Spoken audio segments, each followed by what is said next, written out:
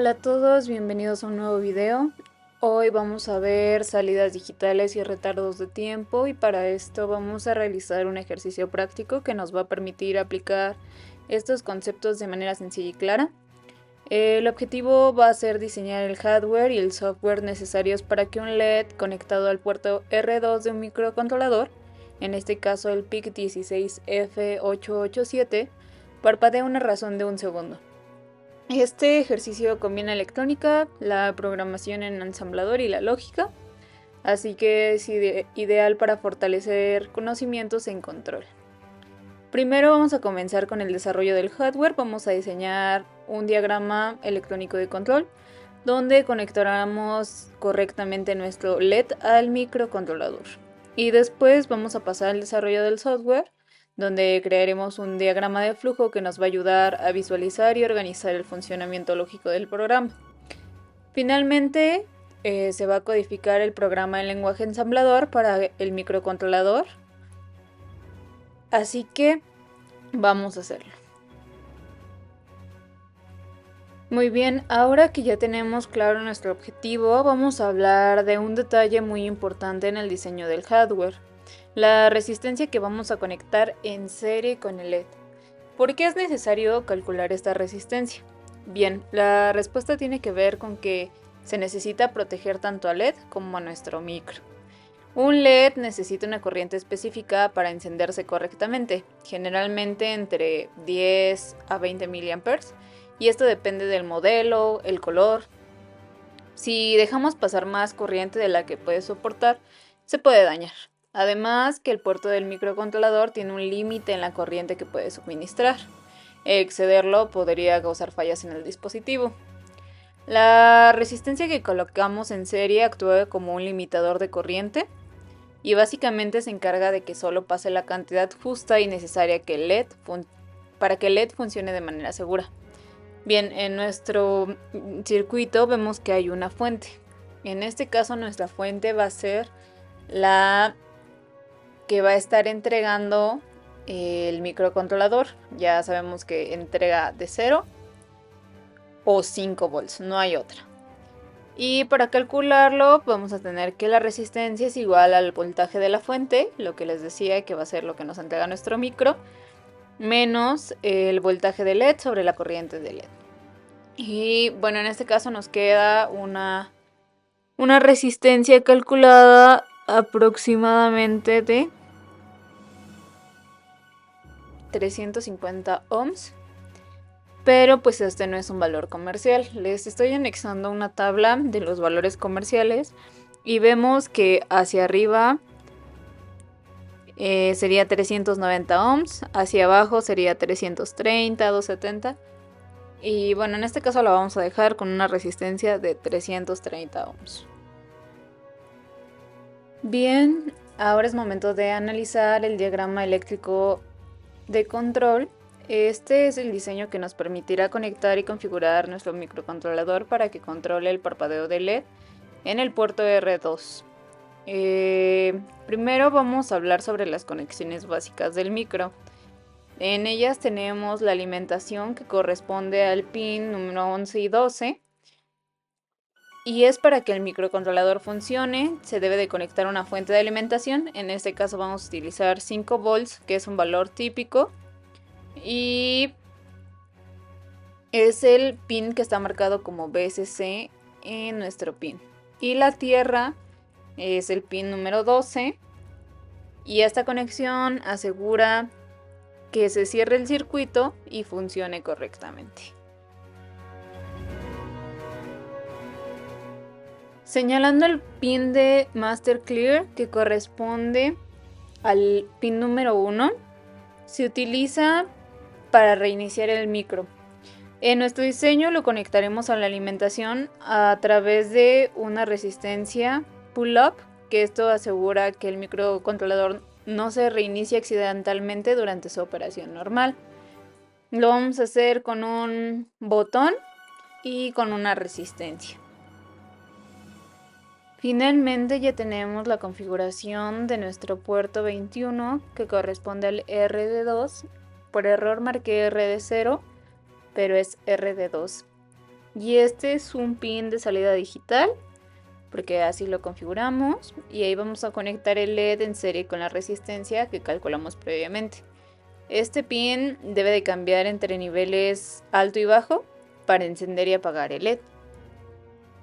En resumen, necesitamos estas 4 conexiones básicas, que es la alimentación, tierra, configuración del Master Clear y el puerto RD2 para controlar el LED.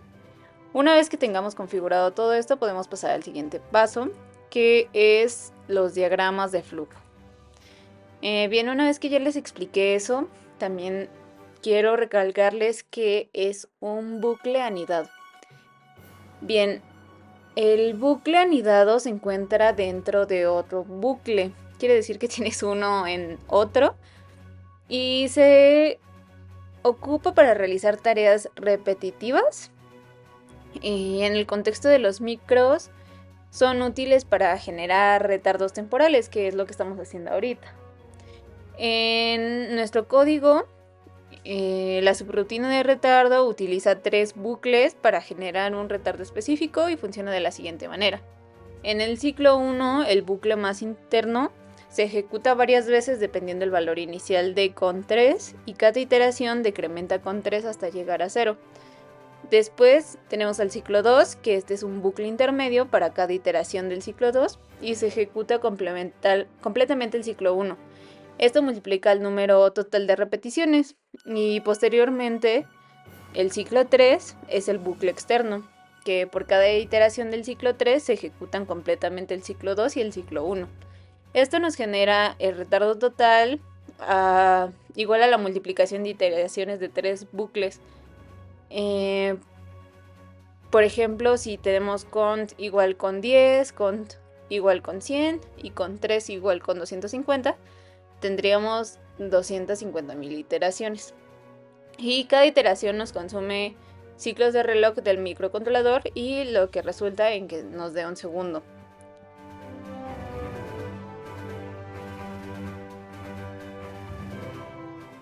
Bien, vamos a explicar el diagrama que está subdividido en 3 diagramas. El primero es de nuestro programa principal. Luego tenemos un bucle y luego la subrutina de retardo. Bien, como configuración inicial del micro, establecemos todas las configuraciones necesarias para que funcione. Tenemos que configurar el puerto RD2 como una salida digital. Tenemos el bucle principal, que este contiene el ciclo infinito que enciende y apaga el LED, y nuestra subrutina de retardo, que este bloque genera el tiempo de espera necesario para controlar el parpadeo del LED y se implementa con bucles anidados. Bien, tenemos primero la inicialización del programa, donde move.10 va a cargar el valor de 10 en el registro W. Tenemos un bucle externo que sería el ciclo 3, un bucle intermedio que sería el ciclo 2 y un bucle interno que es el ciclo 1. Y bueno, el ciclo 1 no realiza ninguna operación, pero nos consume ciertos ciclos, que es lo que nosotros necesitamos. En el bucle intermedio esencialmente se va a cargar el valor de 250 en W y se va a almacenar en con 3. Y bueno, en el ciclo 3 se carga 100 en W y se almacena en con 2 para después hacer una multiplicación iterada. En general, el flujo general del programa es configurar el micro, encender el LED, generar el retardo, apagar el LED, generar otro de retardo y repetir indefinidamente. ¿Qué partes del código nos son cada una?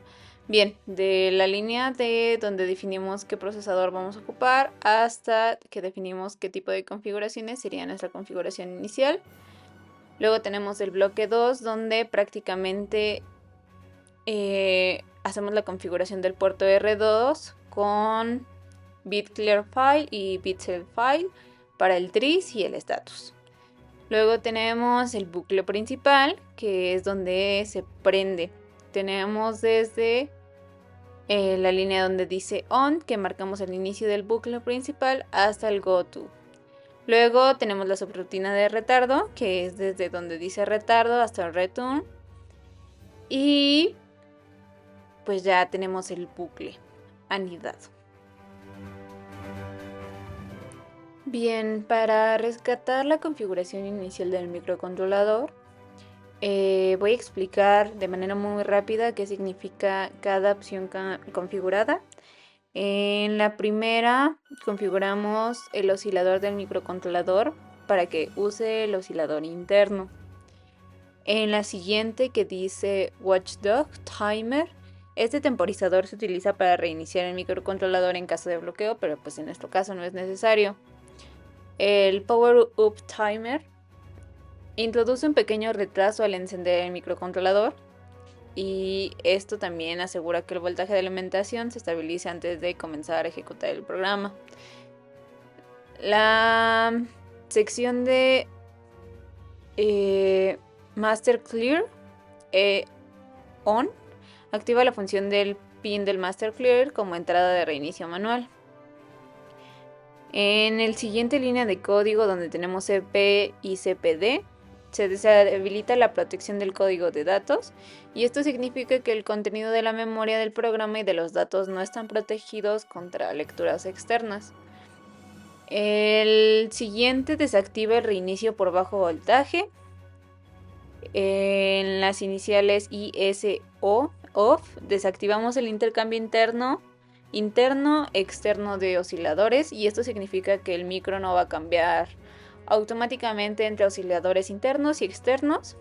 El siguiente desactiva el monitoreo del oscilador de falla, y esto evita que el microcontrolador intente cambiar un oscilador alternativo si el principal falla. El siguiente desactiva la programación de baja tensión, y el de Board 4 volts configura el umbral de reinicio por bajo voltaje a 2.1 volts. Y el que sigue desactiva la protección de escritura en memoria del programa, permitiendo que ésta se modifique durante la ejecución si fuera necesario. Bien, una vez ya teniendo el programa y habiendo configurado el microcontrolador con las configuraciones que les di anteriormente, solo tenemos que copiar este código, y es lo que tenemos en las primeras líneas de código, que es la línea 5 a la línea 8.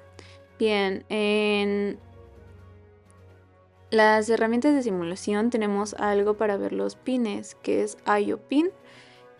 Pues aquí realmente no nos va a servir mucho, al igual que las herramientas de simulación. Vamos a ver qué pasa cuando seleccionamos el RD2. Bien, una vez que seleccionamos RD2,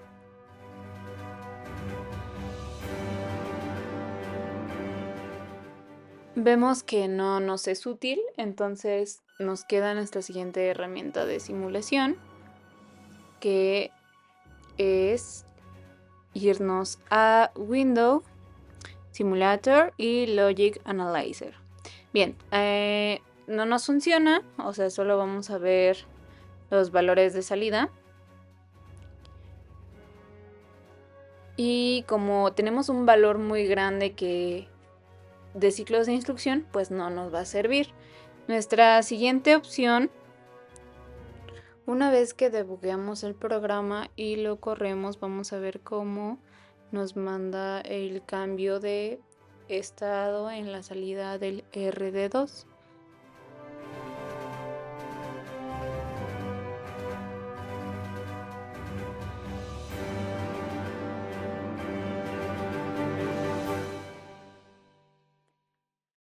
Ahí podemos observar el cambio, cómo prende y apaga. El valor es exacto, sin embargo no en el tiempo, porque eso ya depende del procesador de cada computadora.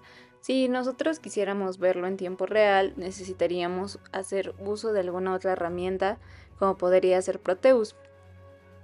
Entonces vamos a verlo allá.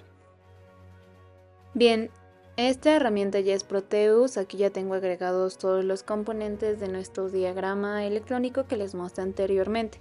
Pero ¿por qué no tenemos conectada una fuente de alimentación y la tierra? Pues esto ya lo da por default.